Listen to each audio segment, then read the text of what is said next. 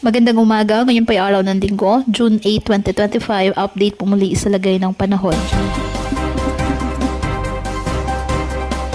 Patuloy po na nagdadala ng mga malawakang pag-ulan at maulap na kalangitan ang pinagsamang epekto pa rin ng isang low pressure area at ng habagat na patuloy po na pinapalakas ng nasabing LPA.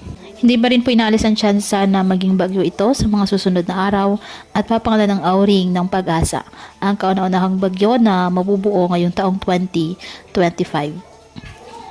Bukod naman sa binabantayang aktibong low pressure area sa silangan ng Bicol Region sa loob ng PAR, isa pang panibagong LPA ang nabuo sa labas naman ng PAR na sa silangan ng Eastern Visayas. Ngayong araw, nagpapaulan na po ang low pressure area sa Bicol Region, Eastern Visayas, Central Visayas at mga probinsya ng Quezon at Aurora.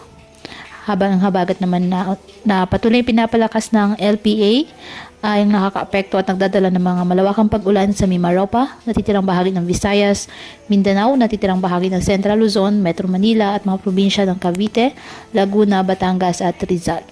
Patuloy po na pinaghahanda ang ating mga kababayan, partikular na sa mga nabanggit na lugar na maging handa sa banta ng mga biglaang pagbaha at pagguho ng lupa.